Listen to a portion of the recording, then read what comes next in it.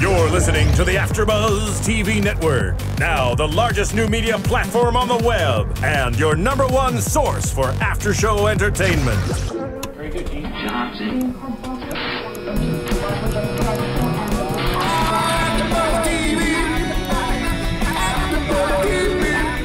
From the AFTERBUZZ Studios in Los Angeles, California, presented by Maria Menounos and streaming live thanks to Akamai Technologies, this is AFTERBUZZ TV's MasterChef After Show. We'll break down tonight's episode and get you all the latest news and gossip. And now, another post-game wrap-up show for your favorite TV show. It's AFTERBUZZ TV's MasterChef After Show.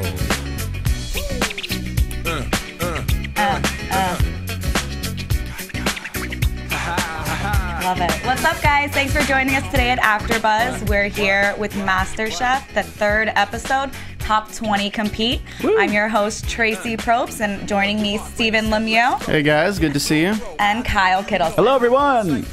So, this was a very interesting episode, and we actually have a surprise for you guys later on, but we're not going to tell you just yet. We're going to dive right in. So, the episode starts out, they have to feed 500 soldiers. Goodness. Yes, 500. So that is a lot. It did look like a lot. They actually looked like ants when you saw it from the helicopter above. So they're taken to the Mojave Desert, which is 200 miles away from where they actually are competing. And it's Fort Irwin, California, the middle of a desert. It's a training camp.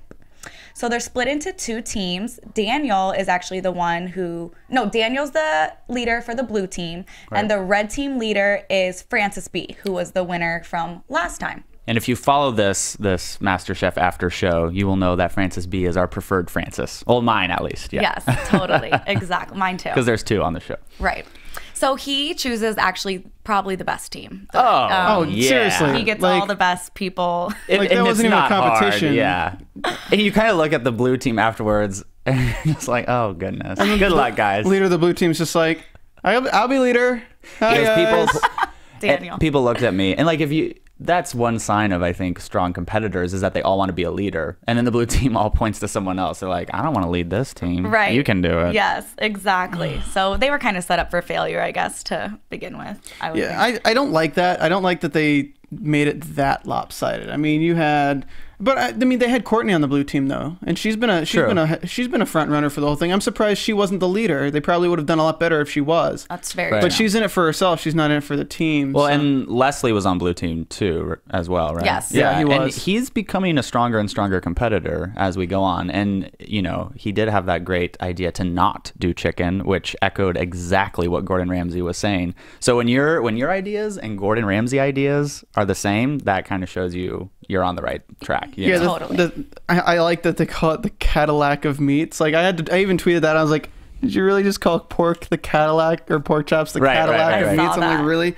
But no, definitely getting rid of not doing chicken is one of the big steps, because any other meat really you can kind of undercook it to a point and it's not going to make you sick. But really, when you get into poultry, it's a no-go, and it takes a long time to cook it right, and if you try to cook it too fast, it burns, and then still raw on the inside. And Stephen, what did you and I say the first episode? If there's one mistake not to have on a Gordon Ramsay cooking show is undercooked chicken. Seriously. Just don't do it. Just don't even try. Don't even attempt it. Right. I was surprised we didn't do ribs. Did they have a limited thing they could choose from? I'm sure they did, but yeah, barbecue ribs. That would have been good. Easier. Yeah, so let's talk about what they actually made, because for those who don't know. So the red team made the pork chops with an apple chutney sauce, and they started originally with mac and cheese, which turned into kind of a disaster. So they switched to coleslaw last minute. Yeah. And then the blue team did a chicken with mashed potato salad as a side and a barbecue all American sauce. Yeah, and there's actually that was probably a better decision only because it cooked faster, but in the end, not as good. Didn't turn out. Because when they is it called butterfly cutting when you cut the pork chop cut it in down half? the center? Yeah, in that and way. When I first saw them put all those pork chops on there, they were like this thick. So thick. I was like, that's what I said. I was like, why aren't they butterflying it? And then Gordon Ramsay says, exactly. There you go. You and Gordon on the same level. That thing is so gigantic. How are you going to cook them fast enough to make 500 or 250 of them, I guess. No, you had to make 500. No, 500. Yeah. Yeah, they take one from each. Oh, I'm man. the only one who thought that mac and cheese looked good. I would have eaten it. Yeah, like What'd they do with it? Throw it away? I guess so. I mean, Gordon Ramsay called it mac and shit. And I was like, oh, I guess I'm just used to like Kraft in the box. So anything other than that is a big upgrade for me. No, I think the mac and cheese could have definitely still been served. I think so too. I think that they were under a lot of pressure. I mean, especially because these are soldiers and like that's who they're serving to, you know, people defending our country. Like my dad's a retired lieutenant colonel. I'm a military brat. So I have a lot of respect for the military. And I think in that competition in general, I would have been more nervous about the product that I was giving them than winning the competition. I cannot believe they serve them raw food. Like these are people that can get sick. Yes. Off of, and they're serving the country. And they can't get sick. Right. They have a really important I mean, they're job. probably all pretty sick already from like. The last thing being they out in want the is, desert. like, Yeah, like they already raw chicken. probably don't have the best conditions in some respects. I don't know. I was wondering why they chose such like hot food like the chicken. Like, because a pork chop with an apple chutney, like that's kind of refreshing in a way. And you're out in the desert, so like, why would you really want like a hot chicken with like a spicy barbecue sauce or anything like that? Make these guys sweat when they're out in the sun already. Right. It just didn't really make sense to me in that respect. I thought the pork chop was going to win from the beginning.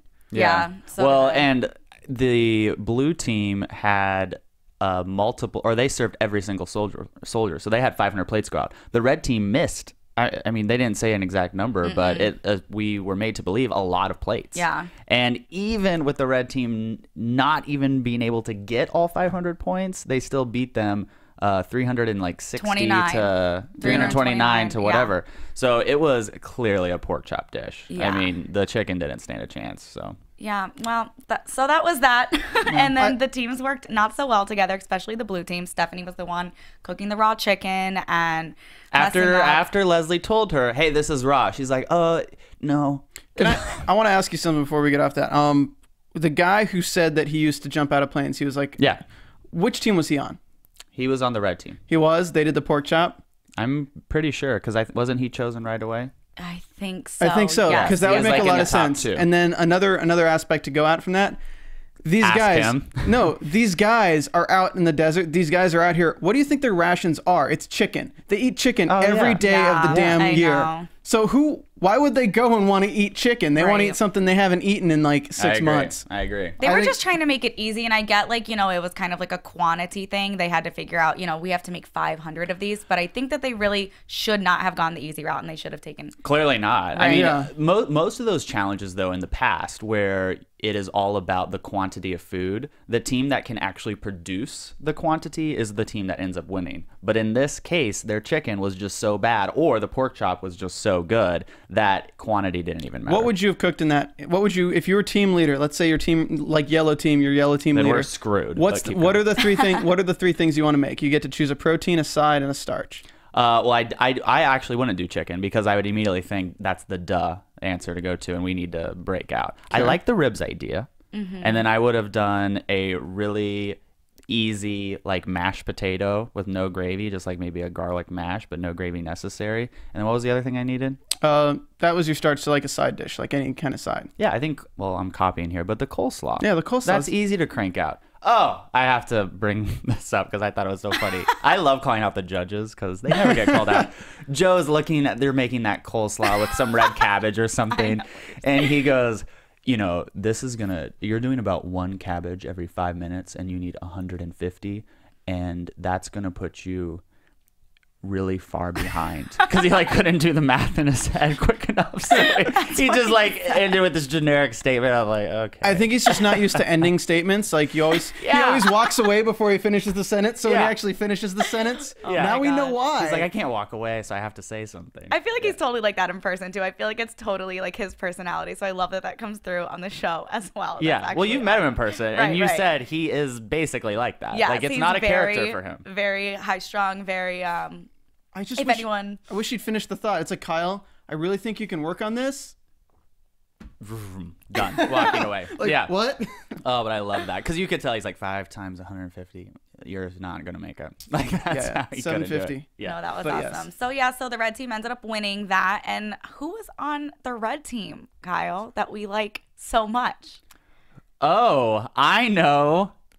Big Willie. Big Willie, Yes. our favorite over here. Our absolute favorite. We love him, and he was obviously on the winning team. Surprise, surprise.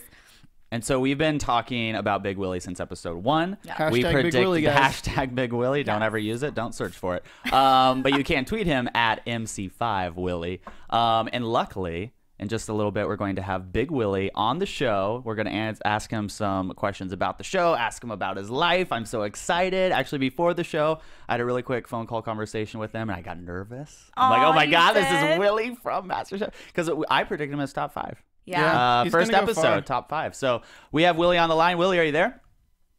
Yes, I am. Woo! Hey, Big Willie. Good to have you. We played the Big Willie album to start the show in honor of you.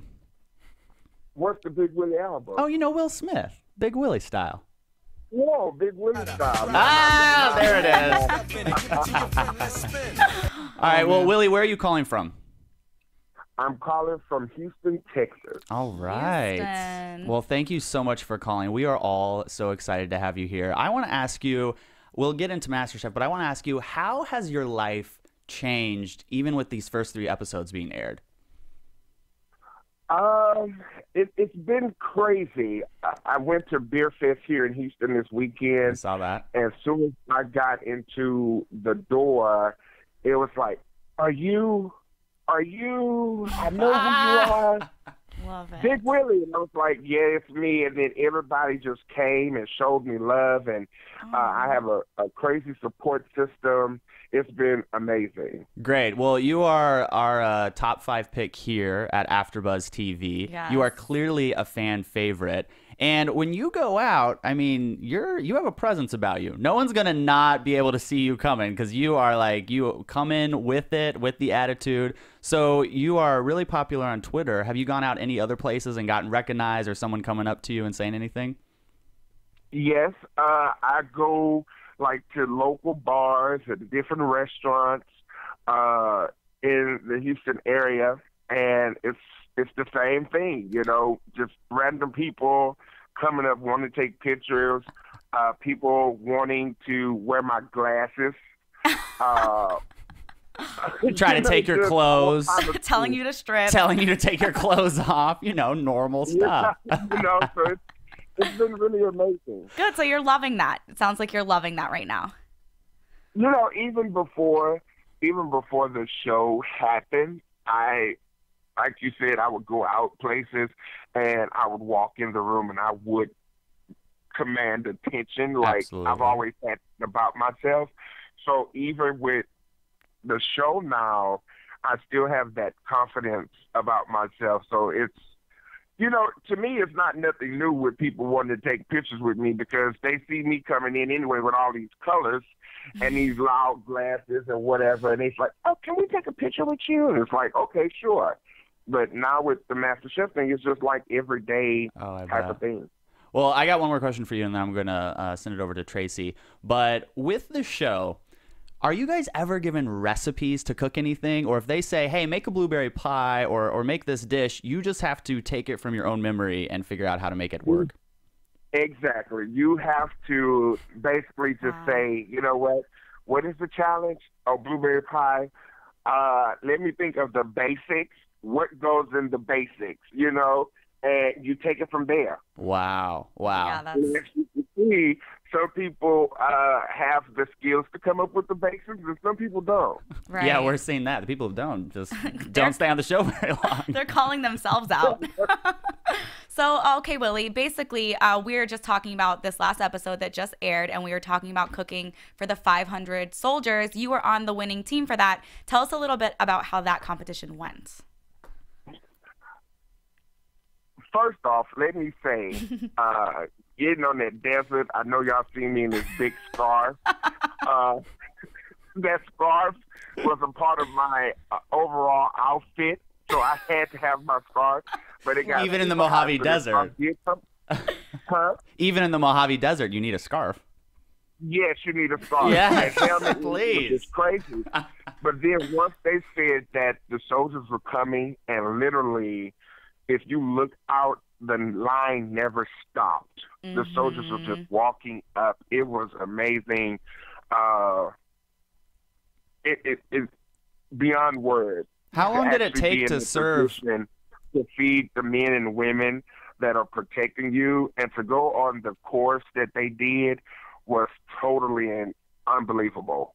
You know, like what they actually go through, the bombs, and you had babies crying. It was awesome. Wow, that's amazing, actually. Did you guys, when you first went out there, did you know what you were going to be doing? Did you have any idea that you were going to be cooking for 500 soldiers, or was that a surprise when you got there? It's all the surprise. When we got there to the scene, and it was just desert, literally. So we actually were a couple of miles away from everything. So as we started walking, you had other contestants like Courtney in 6-inch heels. I'm in my loafers. You had Francis L. in his Jeremy Scott shoes, dust flying everywhere. We're trying to run in rocks and stuff. We're like, what is it we're doing? Right. And then once we finally get up to Gordon Ramsay and the trucks, and they tell us, then it's like, oh. And so you really find out just like we find out on the show. You're there, exactly. And Gordon jumps out and he goes, "This is what you're doing. Deal with it." Exactly, and it's never one of those things where, oh yeah, they knew what was going on. When y'all see it, we're seeing it too. Wow, I love that. It makes it that much more real, which is something we don't get a lot in reality TV sometimes. Yeah. I totally. Stephen, do you? I wanted to know, because they didn't focus on they focused on this challenge for about 15 to 20 minutes in the episode, but we didn't get too much drama between the contestants. I want to know, like, you're in the heat, you're hot, you're sweaty, you're dealing with, oh my God, the mac and cheese isn't working, what are we going to do? Yeah. What kind of drama was going there behind the scenes? Like, I know that a few people don't like each other, to say the least. Who was throwing shade, Willie? Give us the tea, Willie. I could give you a little tea. And the tea is, cup. The red team, we didn't really have no drama. Well, there you go.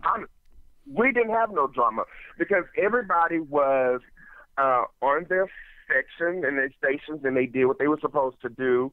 Yes, we did have a couple of raw porks go out, and some soldiers didn't get plates. But nevertheless, we still performed as a team. That blue side, you have a lot of A-type personalities on that side. Leslie, Christian, Stephanie, those were some strong personalities. And with them getting together, we were on the red side, and all we heard was a lot of arguing. And it was just ridiculous. But the red team, we worked as a team. Yeah. Now, I do have, just a side note off of that. Now, you guys did send out, you said, just a couple raw pork chocks. How did that happen? Because we all saw them go on the grill, and we were like, these are going to take forever to cook. There's no way they're going to be able to cook them in time. Well, as you can see, I am from Texas, but I didn't claim my fame on being a big grill master. So when they said, this is what we're doing, I said pork chops because I thought we was going to fry them if we could, you know. But because they said a barbecue, they had to go on the grill. So all the manly contestants and Victoria, they took that and they ran with it. I was in charge of the sauce, the apple chutney, and we had the girls that was in charge of the sides. So all our stuff came together. Now, them people on that grill, that's a whole other story. Oh? Any of that story you want to share? You know, I just think that if you want to say that you are a grill master, you know, I think you should perform as a grill master. No. And if you're on a show called MasterChef as well, maybe, right? Yeah. I feel like the grill is like the first thing you should master when you become a chef because it's the basics of cooking. It's heat and meat. Yeah. My favorite part. Yeah, protein. You know, and if you've seen the first part of it where a contestant put the meat on a cold side, you know. Mm-hmm. Yeah, exactly. Yeah, you definitely need fire to cook through meat. I'm not a chef, but I know a little bit. Right and we there. know what Gordon Ramsay hates as well, and that's raw chicken. Yeah, it's raw. Anything raw. Like you're gonna give Mike like flashbacks or Willie with flashbacks where he's gonna start shaking. Willie, your chicken's cooked perfectly. Courtney, it's raw. So Willie, one quick question: what is the one thing that viewers don't see? The one thing that viewers don't see. When everything is all said and done and we leave out, some of the drama continues and some of it don't continue. We go back to our hotels and we either hang out or we don't, you know. Do you talk to any of the contestants still, now that the show's done? Yes, I do talk to some of the contestants, and some of the contestants, I don't get if I ever talk to them again. Oh! Speaking of that, I got to think about 4 questions, and I'm gonna bust through them pretty quick. Is Leslie as annoying in the kitchen as he makes himself out to be? That depends on your level of how annoying someone can get. Tolerance of annoyance. I'm Team Leslie. I've always been Team Leslie, so I think it's going to be interesting to see the dynamic between him and I in next week's show. I think we just got a little sneak preview there. Yeah. All right, question 2. Question 2. You say you guys are staying in a hotel through filming this. Do you have to cook your own food, or like what are you guys eating? You're just like going to the Denny's before the day and prepare to, get ready for the day? Well, we didn't really cook for ourselves. We did, go out different places and stuff like that and eat and stuff. Okay. And then I want to go back. We really didn't. What you would think with all of us cooking like that, we would, cook all the time, but no. You're tired after the competitions, I'm sure. Yeah. And since you don't cook, or you didn't cook all the time, I want to go back to last episode where Courtney was choosing the people that she wanted to send up to the balcony, and she was choosing the weakest competitors. And in your confessional, you kind of seemed like you were a little upset that you weren't put up on the balcony. But then when you look at her reasoning behind it, she was sending the weakest competitors up there and wanting the strongest competitors to cook. In hindsight, do you look back on that and be like, okay, that's strategy? Or do you still harbor a little bit of like resentment for, you deserve to not have to cook again? Most definitely, because I have always been a competitive person, and I believe if you want to be the best, you have to go against the best. And so to me, my way of thinking was, me and you were just on top. Why not pick me? As you see, I have proven myself, and these people that have not proven themselves, you force them to step up their game. So if you're competing against the best, then that makes you elevate yourself and grow. But if you're going against people that's not as strong as you, then where do you grow? So that's how I looked at it. So Great. I was a little bitter about it because that's how I would have played the game. Right. But do you think it actually, because what I was thinking is it actually helps you because you do such a phenomenal job in that challenge that you yet again prove yourself to Chef Ramsay. So if you ever do anything negative in the future, he can look back on that and think that you've performed over and over again. This would just be one time where you didn't perform if that happens. Yeah, you can look at it like that, but you would be wrong. Yeah, I'm cooking, and like I said, me and ground beef go way back. That's true. But I've just proven myself in this dessert. I did something that has never been thought of before, bringing all these things together. So I think I've proven myself really, a lot. Absolutely. So it was fun to actually cook it and really show that I can cook a meatloaf. That was good. Yeah. So I have one last question, and I just have to ask because like fans have tweeted at me about it and everything like that.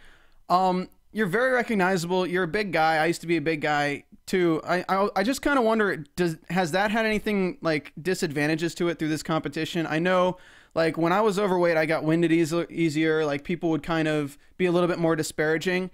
And has anyone, since you've been on the show and people have seen the show, have you had people reaching out to you to be like a personal trainer and things like that to kind of put you more in shape? I'm going to say this. Willie Mike has always been big all his life. I've never been the skinny dude, but I have never been that person to limit myself in what I can or cannot do. So because I'm 300 plus pounds bigger than all the competitors, I still performed at a high level. Mm-hmm. You know, mm-hmm. I didn't want them to come see me as, oh, he's big and he can't come in this competition saying, oh, he needs this treatment, he needs that treatment. Forget all that treatment, because I'm going to show you that big or not, I can still deliver. Right. And you've proved it. I think I've done that thus far. Absolutely. Definitely. Our first show, I said, if you lined up all those cooks and asked me to pick one of them to make me my last meal, I'd pick Willie, hands down. Of so course. you are the guy. And then you come out with these beautiful, dainty desserts that look like, you know, and we're like, he made that. I love it. That's perfect. Yeah, you know, and that was a lot of the feedback back on social media was like, you have this big guy that's cooking these little dainty desserts, but then you have little Leslie, and he's cooking big stuff. So, that giant chicken on mashed potatoes. Right. All right, last question, Willie. Tonight, who would you have sent home, Stephanie or Elise? Oh. And you can't send both. It's your show.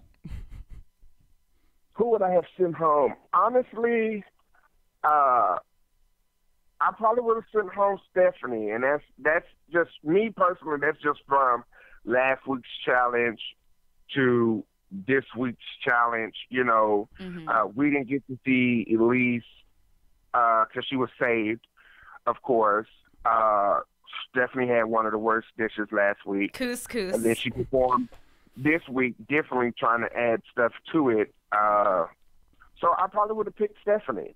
Cutting out those boundaries, though, if you could have chosen one person off your team this week to go home, who do you think underperformed in the challenges? Who underperformed on my team? Yeah. Who do you think on your team should have gone home if you got to choose anyone on your team to send home?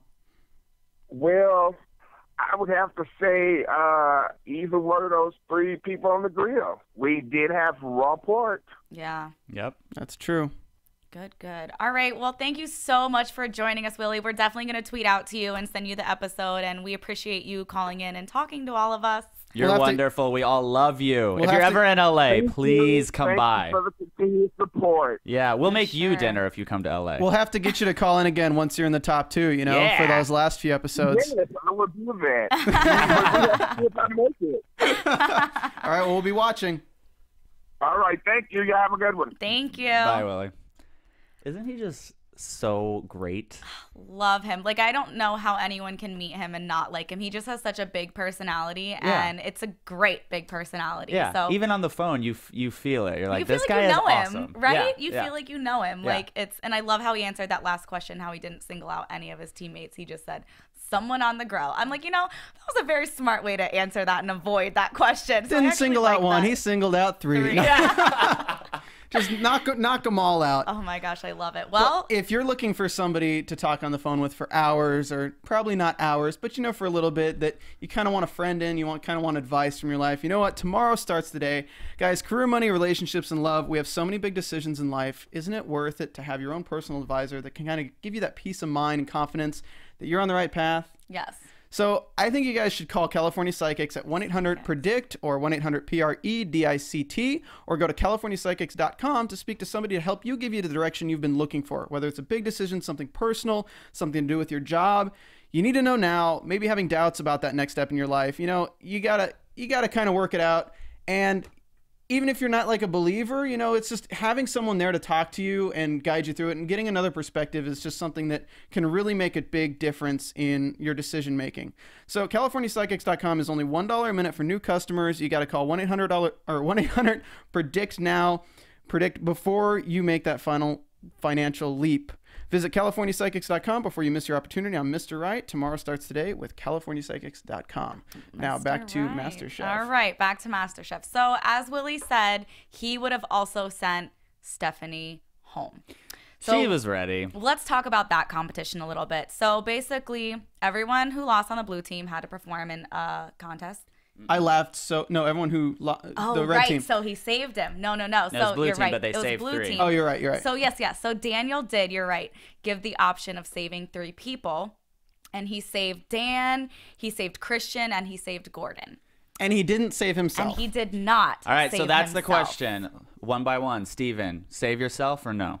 Save yourself. Okay. This is a competition. Traci? I totally agree. I mean, great for your honor. Congratulations. You almost went home, sweetie. Thank you. Exactly. What about you? Save yourself. Yes. And you know what? Honor.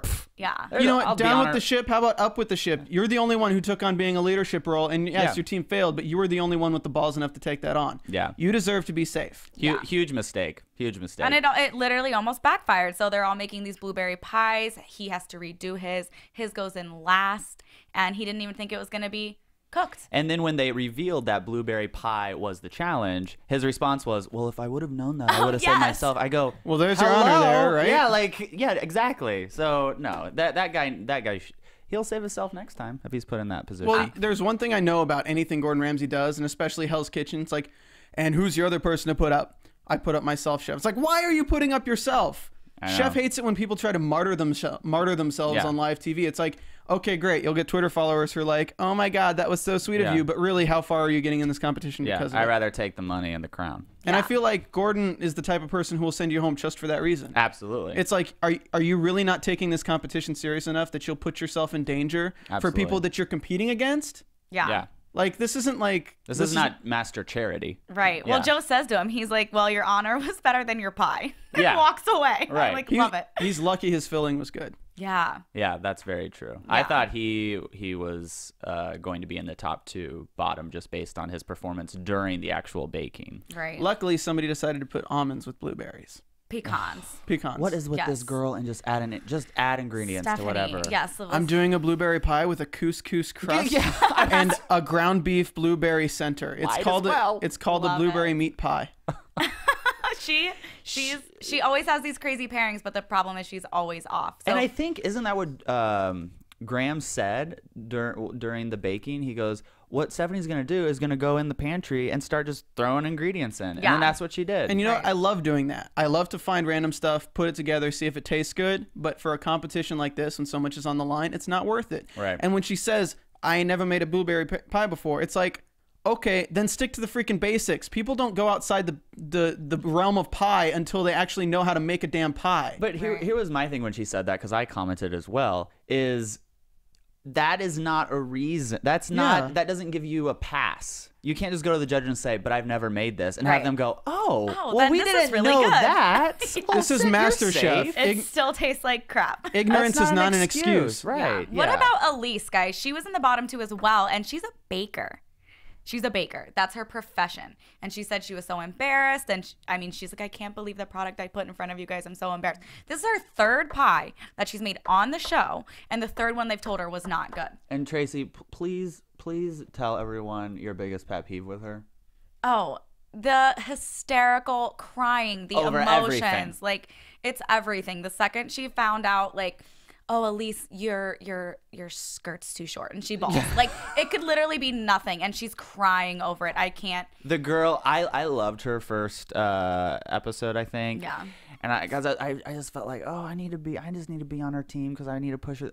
She cries too much. Charity case. Too much crying. Like, I told get it you. together. Like, grow up, hold back some tears, and just bake a pie. I just think you shouldn't preach if you can't deliver. So when you call yourself a baker, don't call yourself a baker if you can't make a good crust. And when her crust was not good. Well, first of all, it wasn't the crust she was supposed to make. She's supposed to do the Landis, like, overlapping she was crust. the only one who and then she didn't. does a flat one, which they didn't even call her out for. And I'm thinking, if just learn how to follow directions. If they say replicate this pie and you come in with a totally different crust, you're not Well, listening. it wasn't even golden brown. Like, you gotta It wasn't cooked. cross hatch and like freaking butter the top of the crust. For you know who is calling themselves a baker and who I am actually liking more and more is Jamie with an E with a blueberry tattoo on her neck. Yeah, she delivered. This girl, I think this girl's getting a bad rap on the show because they're making her out to be this like little tiny mouse, like who's just like kind of scared and afraid to speak her mind. But she can cook and she's delivering and she's bringing it. The proof is in the pudding for her. Yeah, or the blueberry pie. Or the blueberry pie for that matter. I knew. Wait, they sent Stephanie home, yeah, but I thought they were gonna send Elise home just for the fact that it was a third pie. Yeah, no, it could have gone either way for like sure. He said, don't ever cook me another pie. Yeah. In the first episode. Well, she had to in this episode, but still. Well, she was upset anyway. She cried anyway, and she didn't even go home. So, I mean, she may as well have gone home for all that. And remember what she said at the end? I've never had a friend. She's like, this is the worst day ever. Kyle and I are like, well, I think you had a pretty good life then. Yeah. So. This woman's worst day is not getting kicked off MasterChef. It's her friend going. Yeah. I'm just What's her, like, when she gets kicked off, because we know she will. Yeah, absolutely. What is that day going to be like? Oh, then that will be the worst day. You guys don't think there's an underdog story here? You don't think she can come ahead? I think I said she would be top 10 first episode. I think she'd be gone next episode. Really? I don't think she's top 15. Well, in the preview, we saw something about Courtney messing up huge. I think people love Courtney. I think the chefs love Courtney. I think she's been too consistent. It will take more than one mess up for her to go She's home. ratings. Yeah, she totally is. Yeah. Especially in Heels in the Desert, like Willie was saying. Oh, yeah, love it. Gotta like that. Well, she is. I mean, she's holding her own. She's definitely, and maybe she found her calling, guys. Yeah. Maybe. Here's a real quick side note, and I know we have to go into predictions, but my new favorite thing is watching the show with closed captioning on. Mostly because Jamie, this poor girl, I feel like even closed captioning can't help her or support her. She laughs during one point, and so in the closed captioning it says laughs, comma, snorts. And she's not snorting, but the closed captioning is like, she snorts. I was like, this she's poor getting girl. Bullied still. Yeah. Not like fair. closed captioning is bullying her. That's pretty much. Fair. I do want to. What do you guys think of Leslie and Daniel's whole tiff they had in the final competition? Leslie was all pissed off that he didn't pick him to go up and be the one who was saved because he's like, I did the best thing, I did everything right, and he's standing there all smug like, you have a target on your back now. Yeah, and now he's like, revenge, man, I'm gonna get revenge on you. It's like, dude, he could choose 3 people and there's like 8 of you. Yeah, like get over it. And then he's like so holding against him.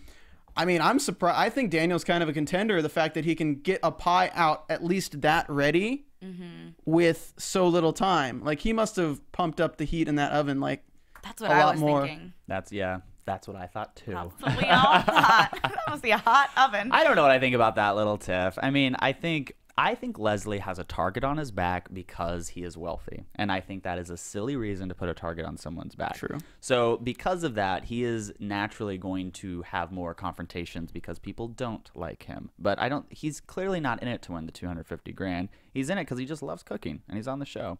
But I think that his little tiff with, it was a Daniel? Yeah. His little tiff with Daniel was whatever. I mean, I don't know. It's like the just random drama they have to throw in there. Yeah. Well, as we heard, Willie is Team Leslie, so maybe Leslie makes a good comeback and blow all of our minds. And like I said earlier in the show, he's delivering, and he was dead on with that protein during the first mini challenge. He was. Can I ask you guys though? You can. Some of those pies look better without the cooked crust. I kind of like a little bit of a softer bottom on the pie. I do too. I don't mind. I don't like the crispy crust on the bottom. I could go with a little undercooked. If it's supposed to be cooked, it needs to be cooked. That's my rule of thumb. Girl, her on the show, judge. I like a doughy bottom and a crispy top. Anyone want to take that joke, or should we just hashtag Big Willie? Let's get into predictions. Let's get predictions. And now your AfterBuzz TV prediction. Hashtag really MasterChef euphemisms.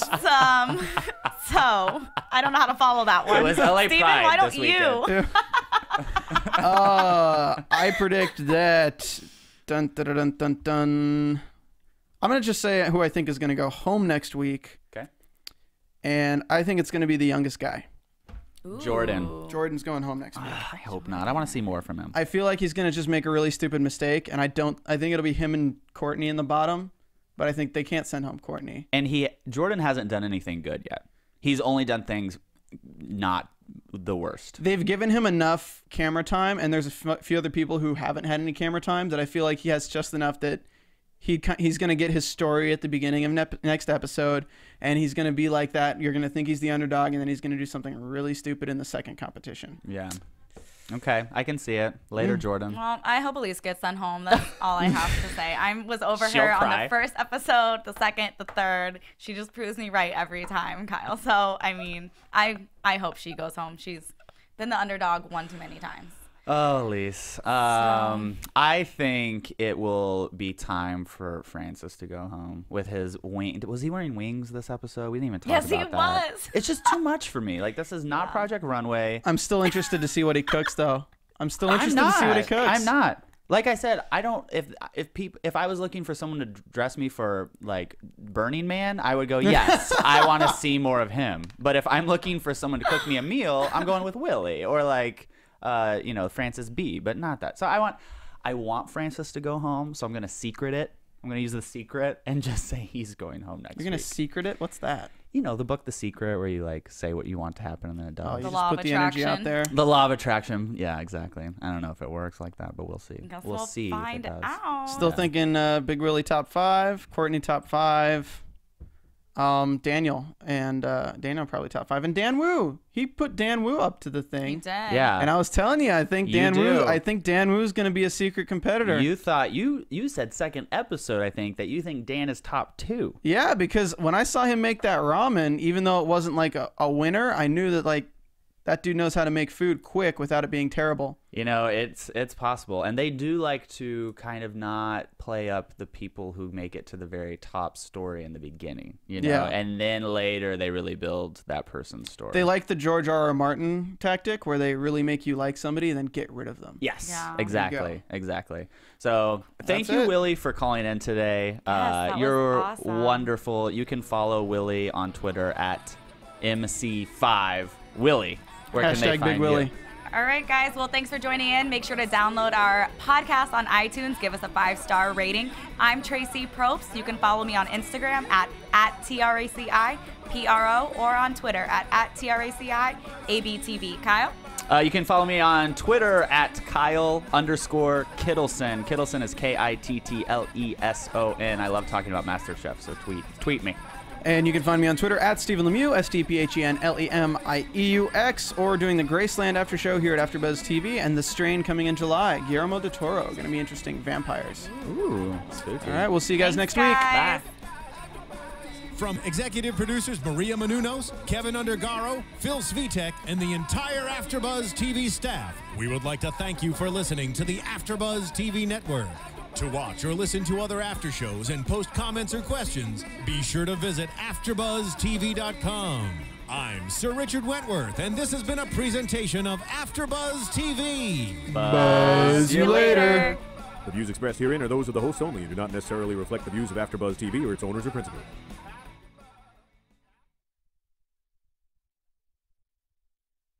Thank you for watching AfterBuzz TV on YouTube. For more of your favorite after shows and interviews, subscribe to our channel here, and be sure to share your opinion on the episode in the comment section below here.